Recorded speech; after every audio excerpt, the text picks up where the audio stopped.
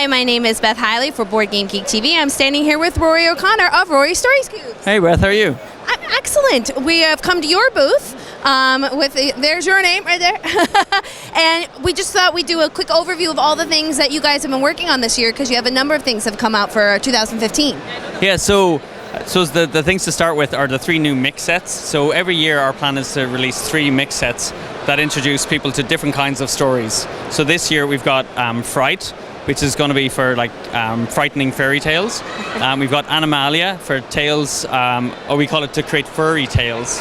And then we've got Mythic, which is going to have characters like Medusa, and it's going to feature like Trojan horses, and you're going to tell those great epic Greek myths with them as well. And of course, as with all of your theme sets, these are interchangeable with the original set, and you can mix and match as you please. Yeah, they're designed like a spice where you mix them in, and so they change the flavor of the story.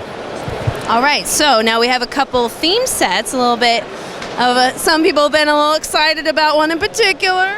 Yeah, so we've kind of taken a slightly different approach. We're really all about bringing stories to people and introducing people to the fun of creative storytelling and improvisation. And we realized, not everyone is going to pick up a set of story cubes because they think they're not creative. But you know what? If you saw Batman story cubes, you just couldn't help but pick them up and start to imagine crazy Gotham-themed stories. So I did a lot of work, read a lot of comics to figure out all the 54 icons that would need to appear in this set. Yeah, and I think for maybe people who aren't as familiar with story cubes, that it's not 9 dice with the same thing on each of the 6 sides. It's a unique picture on every side of 9 dice. So for example, if I give these a quick roll, let me just shuffle these around. So you can see we say, start with in the shadows of Gotham. So you have to do the deep in the shadows of Gotham. And you see you've got like Clayface, you've got a timed bomb, you've got the kind of prison cell, the Harley. Batmobile, Harley, Commissioner Gordon, or some people swear that's Alfred from the 60s series. And kind of that's the whole point of these icons. It's to allow you to tell the Batman story that you always wanted, because I grew up and there's certain writers I like and certain movies I like. Scott Snyder's doing an incredible job at the moment with Batman, but this for me was to allow me to tell the stories of Batman that I always thought should be told, and to allow other people to create their own fan fiction or pictures as well set in that world. Now, if you wouldn't mind grabbing, because I actually think that visual aid is fantastic to show you how many images are included in this. So, generally our policy is we don't tell you what the icons mean, because the whole thing is about interpreting them for yourself and learning to trust your own judgment.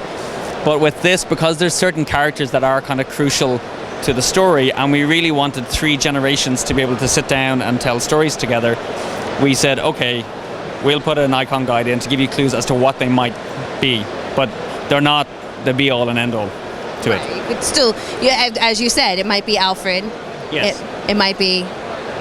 Well, we've got some great examples of like this blimp has turned into like a weird dirigible boat, and lots of crazy things come out of this. Faucet could be just like a tap at home, or it could be a pressure gauge, or it could be one of those kind of big giant ones that opens the floodgates as well.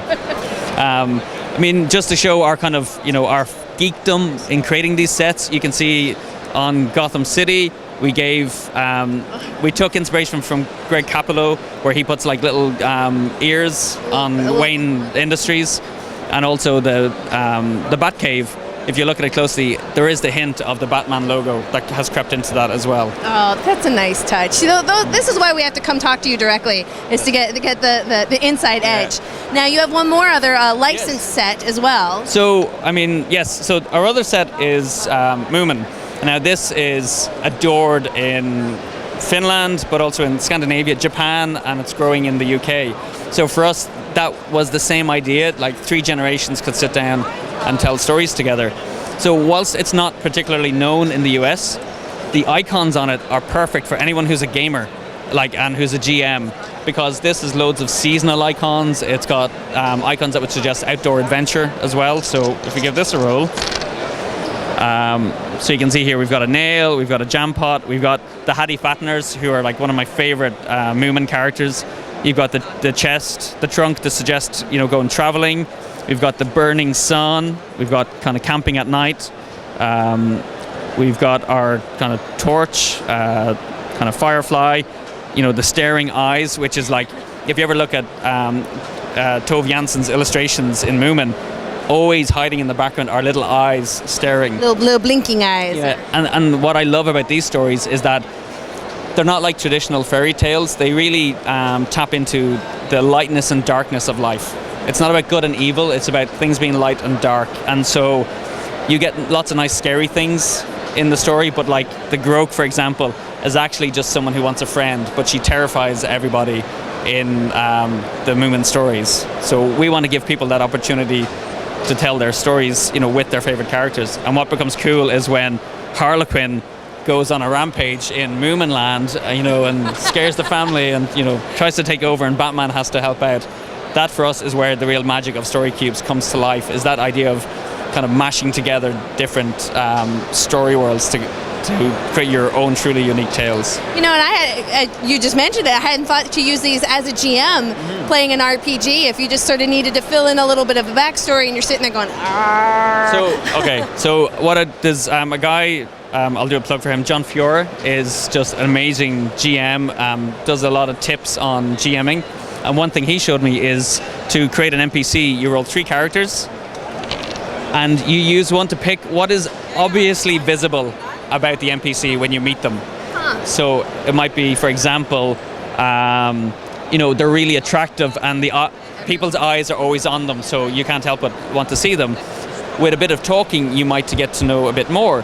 So maybe with this kind of weather dial is that they're actually a ranger, and they spend a lot of time kind of, traveling and living out in the wilderness.